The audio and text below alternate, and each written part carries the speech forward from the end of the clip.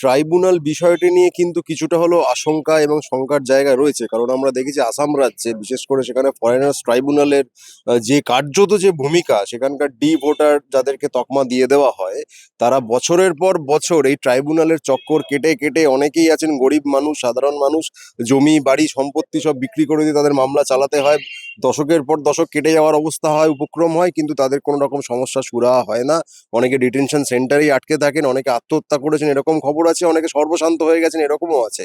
অর্থাৎ এক্ষেত্রেও বাংলার ক্ষেত্রে এসআইআর যে ঘুরপথে এনআরসি, এই যে আশঙ্কা রাজনৈতিকভাবে সামাজিকভাবে মানুষের মনে রয়েছে, এই ট্রাইব্যুনাল গঠন কিন্তু সেই আশঙ্কাকে লঘু করছে না, সেই আশঙ্কাকে কমাচ্ছে না, বরং বাড়িয়ে দিচ্ছে। এক্ষেত্রে যারা মামলাকারী রয়েছেন, এক্ষেত্রে আবেদনকারী রয়েছেন, আমি তাদেরকে অনুরোধ করব আপনারা সুপ্রিম কোর্টের কাছে আরও একবার আবেদন জানানো যায় কিনা সেটা আপনারা দেখবেন। কিন্তু একজন সাধারণ মানুষ হিসেবে তো বটেই, একজন আইনজীবী হিসেবেও আমি কিন্তু এই ট্রাইব্যুনালের ঘোষণাতে খুব একটা স্বস্তি পেতে পারছি না। তার একটাই কারণ, আসাম রাজ্যে ফরেনার্স ট্রাইব্যুনাল যেভাবে কাজ করেছে, তাতে সাধারণ মানুষ, সেখানে যারা ডি ভোটার হয়েছেন, তাদের কোনো সুরাহা তো হয়ইনি, তাদের আরও অবস্থা খারাপ হয়েছে। সেই একই জিনিস কি বাংলার মানুষের ক্ষেত্রেও হবে? এই যারা ৬০ লাখ বিচারাধীন, ১২-৬৩ লাখ যাদের নাম বাদ গেছে, ইত্যাদি ইত্যাদি, এই ১ কোটির ওপর বাঙালি মানুষ, আমারই বাংলার মানুষ, তারা এই ট্রাইব্যুনালের চক্কর কাটতে কাটতে সর্বশান্ত হয়ে যাবেন। এই পরিস্থিতি যদি আমাদেরকে দেখতে হয়, সেটা আমরা কখনোই মানতে পারবো না।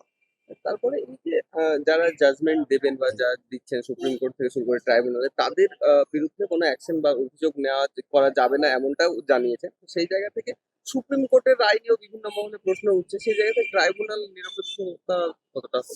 দেখুন, সাধারণভাবে আমরা ধরে নিই যে জুডিশিয়ারি নিরপেক্ষভাবে কাজ করে বা করা উচিত। এবার করে কিনা সেই নিয়ে বিতর্ক আছে। আমি সেই বিতর্কে এই মুহূর্তে না ঢুকলেও এইটুকু বলতে পারি যে মানুষের নাগরিকত্বের প্রসঙ্গ যেখানে চলে আসছে, তাদের কার্যত রাষ্ট্রের কাছে যে তাদের যে অস্তিত্ব, সেটার প্রশ্ন যেখানে চলে আসছে, সেখানে যারা বিচারক, যারা জুডিশিয়ারির অংশ, যারা এই কাজটা করছেন, তাদের প্রতি আলাদা করে কোনো অভিযোগ না রেখেও গোটা প্রক্রিয়াটি নিয়ে যে সন্দেহ তৈরি হয়েছে, যে সংশয় তৈরি হয়েছে, বিশেষ করে যাদের নাম বাদ দেওয়া হয়েছে বা যারা বিচারাধীন, কেন তাদের নাম বাদ গেল, কেন তারা বিচারাধীন, এই কারণটুকুও যেখানে কমিশন জানায়নি, সেই নিয়ে কিন্তু আমরা আশা করেছিলাম সুপ্রিম কোর্ট নির্দিষ্ট নির্দেশ দেবে।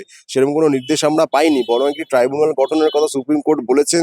সেটা কবে গঠন হবে, তারা কবেই আবেদন নেবে, কবে তার নিষ্পত্তি হবে, তার মধ্যে ভোট হয়ে যাবে কিনা, আর এদেরকে পুরো বাদ দিয়ে ভোট হবে কিনা, ১ কোটির ওপর মানুষকে বাদ দিয়ে যদি ভোট হয়, সেই ভোটেরই বা কি মানে থাকে, এটা তো আমরা বুঝতে পারছি না। যার ফলে ট্রাইব্যুনাল গঠন করা, এটা মানুষের ক্ষোভকে শুধুমাত্র একটু প্রলেপ দেওয়ার চেষ্টা কিনা, এই প্রশ্ন কিন্তু থেকেই যাচ্ছে।